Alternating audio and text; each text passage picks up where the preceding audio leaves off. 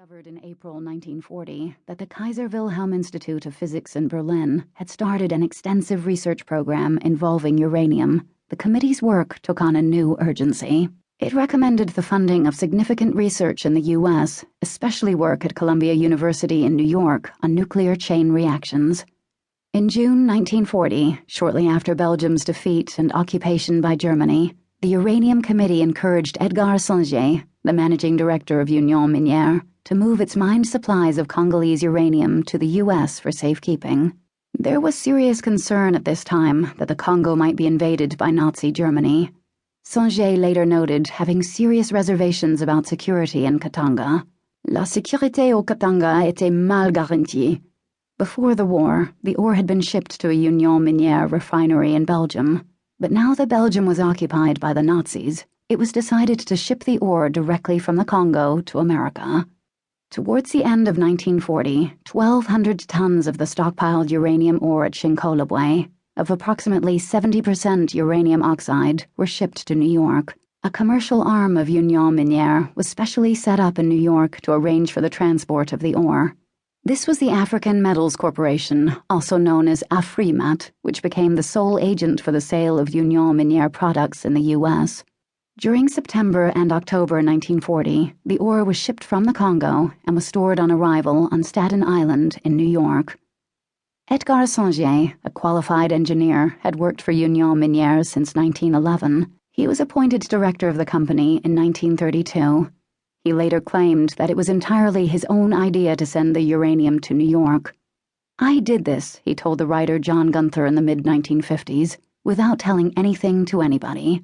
This was evidently not the case, since the initiative had been taken by Roosevelt's Uranium Committee. However, Sanger did move to New York to liaise with the U.S. government, staying in central Manhattan. Sanger, who turned 60 towards the end of 1939, was a polished man, somewhat stout, with pale skin, white hands, a fringe of white hair, and a short silver mustache, who, according to Gunther, seemed to convey a pleasant sense of benevolence and goodwill. But he had nerves of steel, and he was presiding over a unique supply of a mineral that had the power to change history. On 9 October 1941, 2 months before Japan's attack on Pearl Harbor, Roosevelt gave the go-ahead to the atomic project. This involved the setting up of a separate secret state, notes Richard Rhodes, in the making of the atomic bomb, with separate sovereignty linked to the public state through the person and by the sole authority of the president. The Manhattan Engineering District was formed within the Army Corps of Engineers to be known as the Manhattan Project. Secrecy was already the watchword of the whole enterprise, and this name was chosen as a way of avoiding giving any clues about its concerns. The project was authorized formally a few weeks after Pearl Harbor, which led to America's entry into the Second World War. In January 1942, Roosevelt approved the top-secret development of an atomic bomb.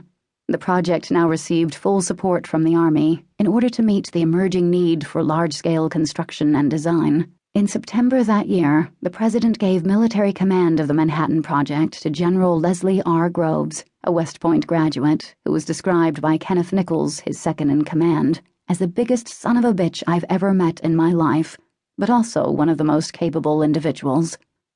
The civilian head of the project was Henry Louis Stimson, the Secretary of War. Groves and Stimson were responsible for what the war historian Max Hastings has described as the most ambitious military project in history, in which the stakes were as high as the world has ever known. The initial funding for the project, which was in excess of $37 million, worth about $597 million in 2015, was channeled into a secret dummy account so as to avoid detection by any foreign spy. An additional reason for channeling the funds in this way was to avoid the legal requirement of obtaining the approval of Congress. Seeking such approval would have been very awkward in the case of what became a huge disbursement, reaching $2 billion, worth about $27 billion in 2015. Because of Groves's position at the head of the top-secret unlimited budget project, states Patrick Marnham in Snake Dance, a study of the nuclear age, he was, without any question, from November 1942 for 3 years, one of the most powerful men in the world. Under Groves's leadership, the Manhattan Project developed at breakneck speed.